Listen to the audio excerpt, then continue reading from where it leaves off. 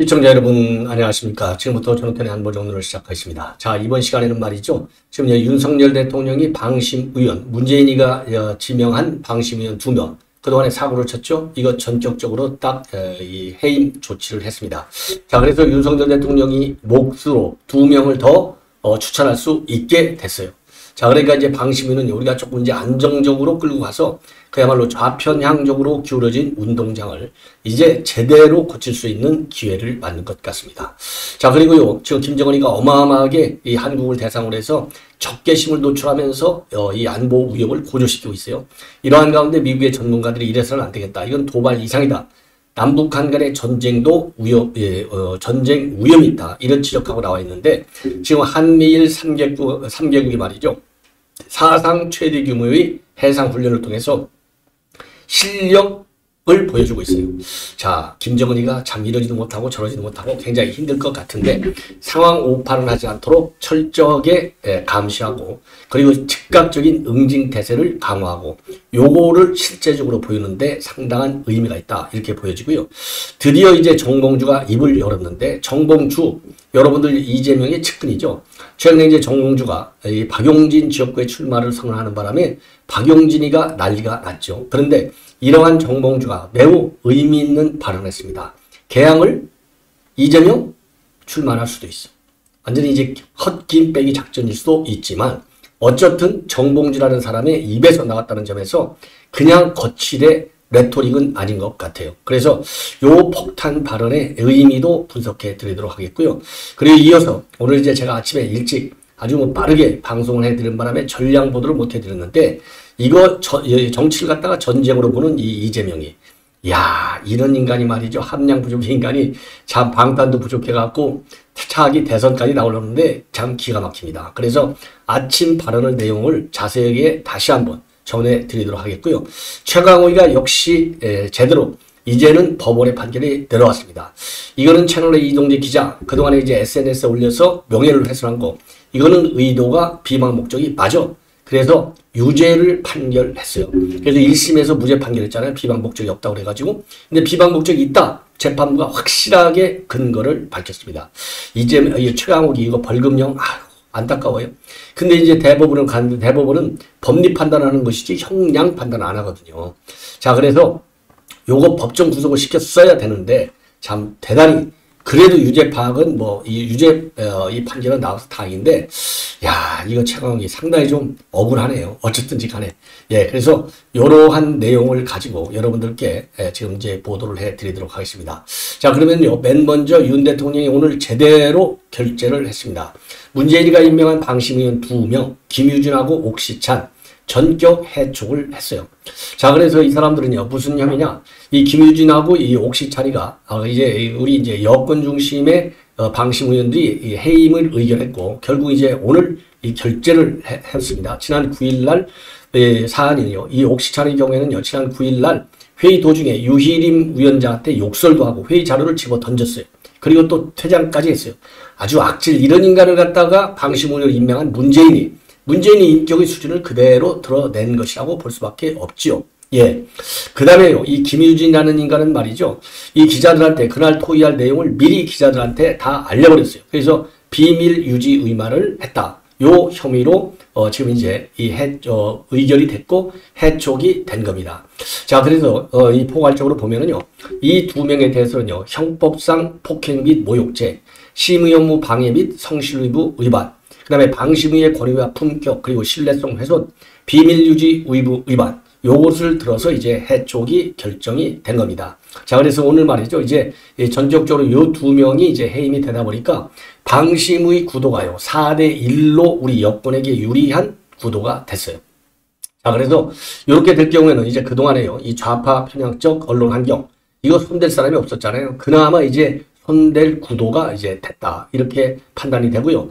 운동장 기울어진 것, 이제, 그동안에 이동관 위원장이 얘기한 대로 이제 바르게, 이게 똑똑똑 떨어지게 할 수 있는 최소한의 상황은 된 것이 아니냐.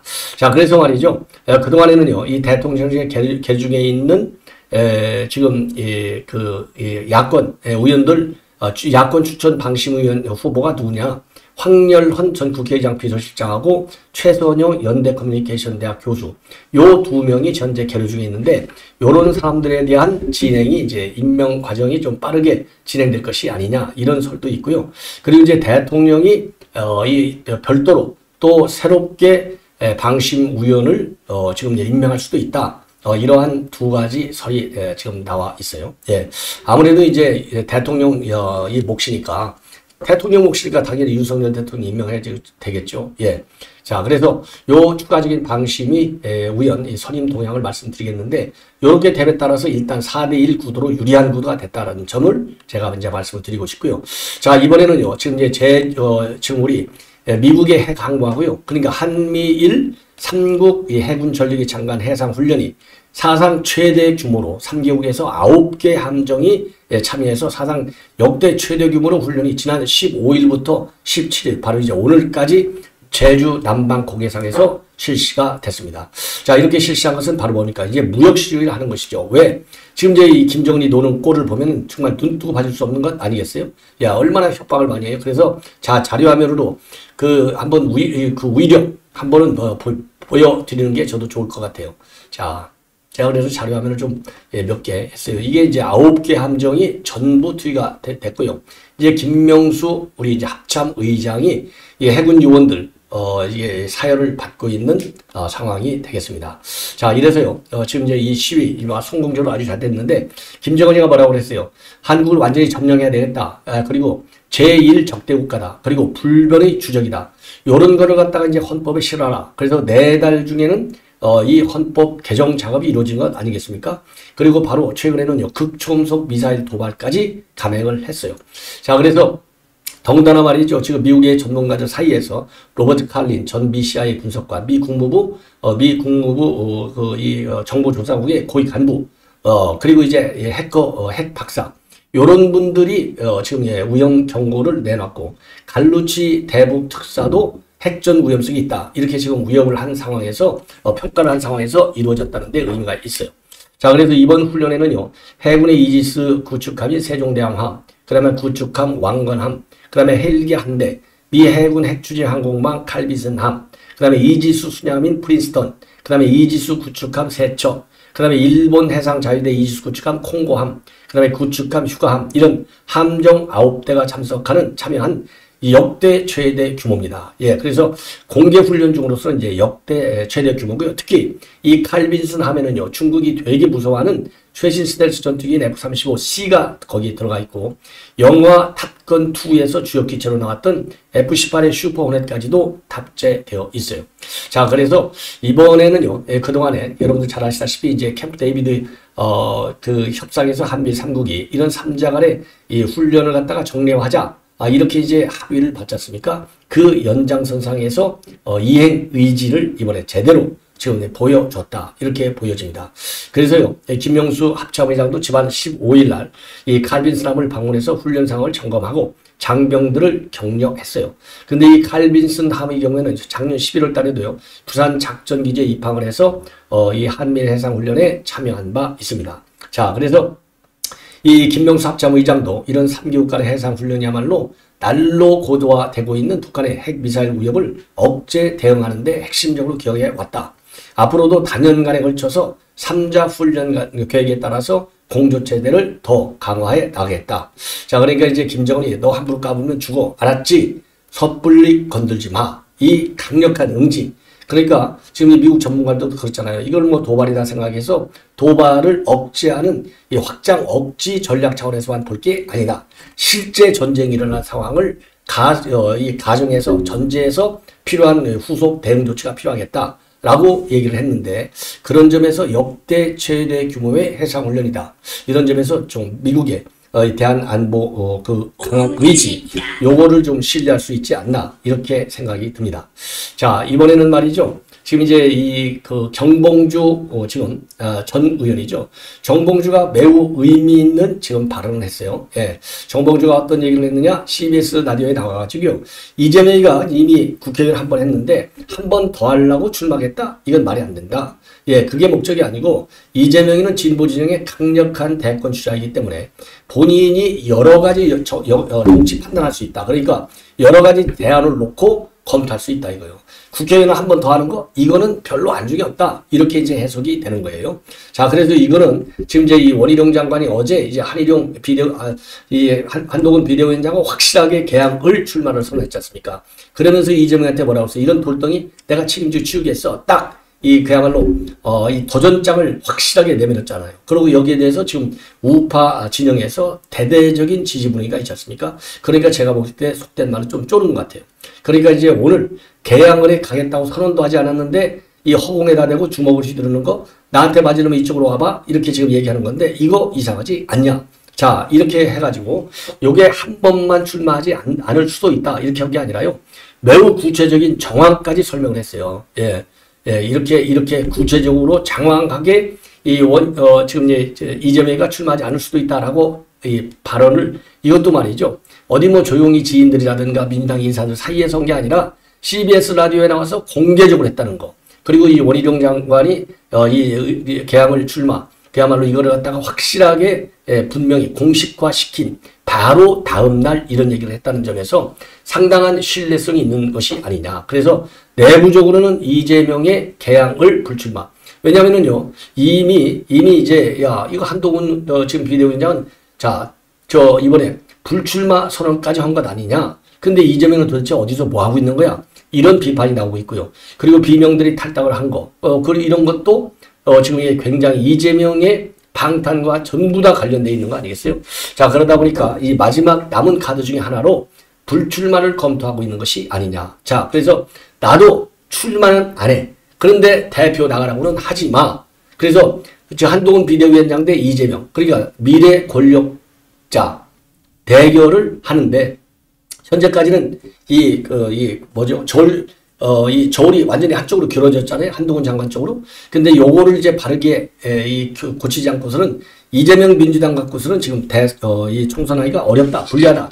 요런 얘기들이 많이 나오잖아요. 자, 그러니까 마치 지가 어마어마한 살신성인을 하는 것처럼 보이기 위해서 홍보전을 위해서 지금 느닷없이 불출마 이 선언 가능성을 내는 것이 아닌가. 그러면서 민주당 지지층의 반응을 떠보는 것이 아니냐. 요런 생각이 들어요. 예. 그리고 만약에 이번에 이제 이재명이가 나왔는데 총선에서 지난번에 대선 치선에서 지듯이 이번 총선에서 지면 연 3패를 하잖아요. 자, 그러면 이재명의 대선 가도에도 상당한 빨간불이 둘 수도 없다. 그래서 요거는요, 자기네가 정말 한동훈 위원장이 딱 기득권을 포기하는 것 같은 그런 전략 차원에서 깨끗하고 순수한, 그렇죠, 진정성 있는 차원이 아니라 그야말로 불가피하니까 도저히 더 이상 도망갈 구멍이 없으니까 이 탈출구 플랜 B 차원에서 궁여지책으로 내놨다고 하는 점에서 설령 불출마를 한다 하더라도 이 한동훈 위원장의 불출마하고 이재명의 불출마 말은 똑같이 워딩은, 그러나 정치적인 함의는 하늘과 땅 사이로 차이가 난다. 이미 오염이 되어 있는 불출마일 가능성이 크다. 예. 그리고 또 뭐라고 하느냐, 지금 김종인 위원장도 최근에 이 불출마를 주장했거든요. 여기에 대해서도 좋은 충고 중에 하나다. 그러니까 첫 번째, 국회의원은 한 번 더 하는 것은 목표가 아니다. 그리고 진보 진영의 대권 주자다. 자, 그리고 그 다음에는 원희룡 장관이 이렇게 지금 출마 선언하는데 불러내는 것은 이 완전히 헛주먹질 하는 거다. 그 다음에 이제 김종인 위원장이 말한 거 충고 중에 충고다. 요 정도 네 가지를 딱 실어서 네 가지 이유를 대면서 불출마 가능성을 시사했기 때문에 상당한 의미가 있다. 저는 그렇게 봐요. 그리고 이제 정몽주는요, 친명의 핵심으로서 이재명이가 교육연수원장을 맡겨놨어요. 자, 그런데 이걸 가지고 이제 최근에 이제 성추문과 관련해서 이 박용진 의원이 뭐라고 그랬어요? 이거 민주당의 성추리야, 성비 트리오. 그래서 현근택 강의원, 그 다음에 정봉주를 딱 찍어서 씹었잖아요. 왜 그러냐면 박용진 의원 지역구에 나오겠다는 거 아닙니까? 그러니까 강용진이가 지금 잠이 안 오죠. 자, 요거를 가지고 지금 이제 정봉주가 이거 고발하겠다. 예.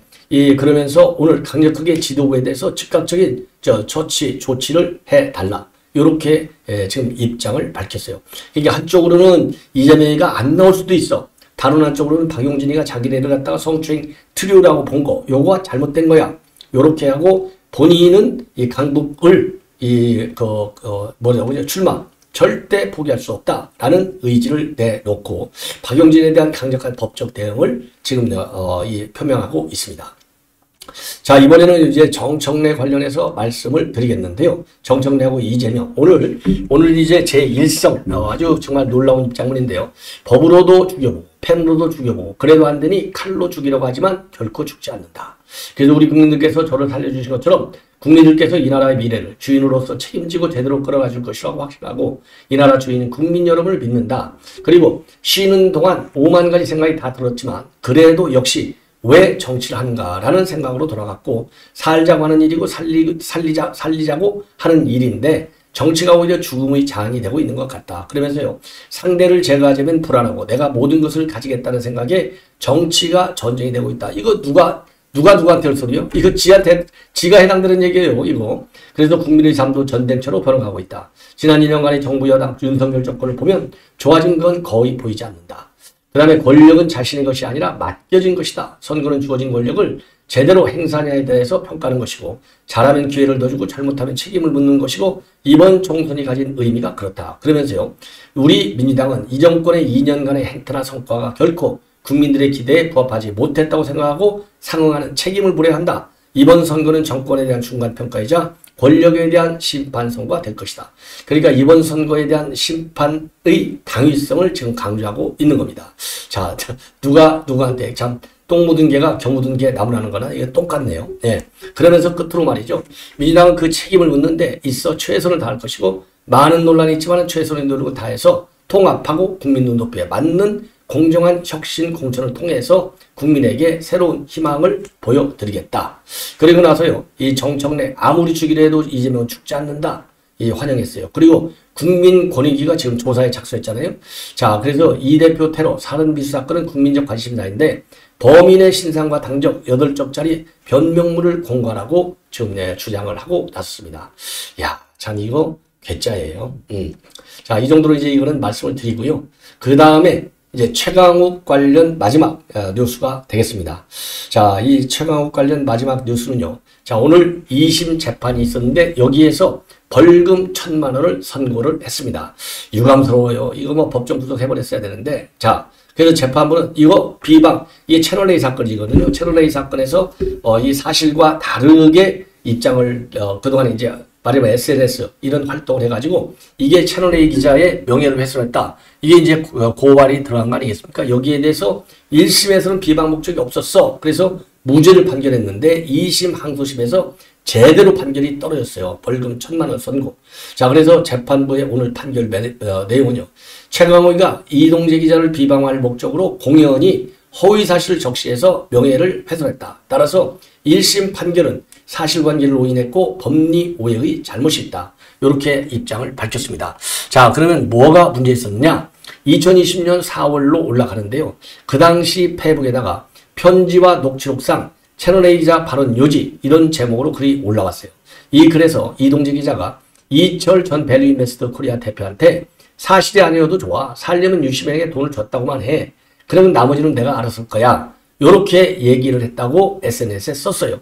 이것이 이제 정보통신망법상 명예훼손으로 보고 기소를 들어간 겁니다. 근데 1심에서는요, 이거 비방 목적이 없어. 무죄를 성공했어요. 예, 무죄를. 그래서 이제 2심에서 검찰도 항소했잖아요. 그래서 이제 1심에서 이 무죄를 선고할 때 그 이유는 뭐냐? 정보통신망법상 이 명예훼손 혐의가 성립하려면은 사람을 비방할 목적이라고 하는 요건이 충족돼야 된다는 거예요. 자, 그래서 검찰이 2심에서 말이죠. 이 형법상 명예훼손자를 추가했어요. 비방 목적이 인정될 필요가 없는 형법상의 명예훼손. 그러니까 정보통신법상의 명예훼손이 있고 형법상의 명예훼손이 있는데 형법상의 명예훼손은 적용하기가 쉬워요. 비방 목적이 없어도 아무 문제 없어. 요 혐의를 추가한 겁니다. 자, 그래서 이게 검찰이 추가한 내용. 그리고 이제 처음부터 1심이 잘못됐다. 이렇게 본 거예요. 자, 그래서 이 항소심에서는 그 최 의원한테 비방 목적이 없다. 정보통신법상 명예훼손 요거를 갖다가 이유를 인정 안 했는데 이번에는 인정했어요. 그러면서 최강욱이는 이동재 기자의 편지 등 요지를 인용하거나 정리한 것을 넘어서 내용을 왜곡해서 이동재를 무고교사하거나 허위 제보를 종용한 기자로 공격했다. 그래서 표현의 자유에 관한 법의 취지와도 맞지도 않고 사회통념상 비판의 범위를 넘는 위법한 행위다. 그러니까 뭐 굉장히 세게 오늘 판결했어요. 그러면서 이 최강욱이가 이 사건 글을 작성한 행위는 공공이익을 위한 정당한 비판의 범위를 넘어서 이동재에 대한 비방 목적이 이루어졌다라고 보는 것이 확실하다. 이렇게 내놨습니다. 자, 그리고요. 그리고 또 더 나쁜 거. 그러니까 이제 비방 목적이 있었고 두 번째로는 허위 사실을 알면서도 이런 악의적인 글을 썼다는 거예요. 그러니까 죄질이 나쁘다 이거죠. 자, 그래서 최강욱 의원은 당시 언론에 공개된 자료만 봐도 자신이 인용한 부분이 객관적 사실과 다르다는 것을 확인할 수 있었고 글을 게시하기 전에 편지와 같은 관련 자료를 검토하기까지 했다는 거예요. 이렇다고 본다면 허위성을 인식했거나 또 고의로 이 명예훼손을 하려는 의사가 있었다. 이렇게 보는 것이 상당하다. 이렇게까지 지금 판결했어요. 그러니까 하나는 비방 목적, 두 번째로는 지금 이제 허위 사실이라는 것을 알면서도 그 게재를 한 거. 예. 자, 그러면서 말이죠. 이 최강욱의 이러한 발언은 여론 형성에 상당한 기여를 할 수밖에 없고 정치인으로서 발언이 신중해야 한다는 것을 충분히 인식했음에도 불구하고 이런 글을 갖다가 게시한 거. 이거는 굉장히 죄질이 안 좋다. 자, 그렇게 이제 밝혔습니다. 그러니까 이제 할 말이 없죠. 그러니까 이제 선고 후에 최강욱이라 뭐라고 하고 있느냐? 법원이 지나친 상상력을 발휘한 것이 아닌가 싶다. 대법원에서 정상적 판단을 받아볼 수 있다. 이렇게 얘기했는데요.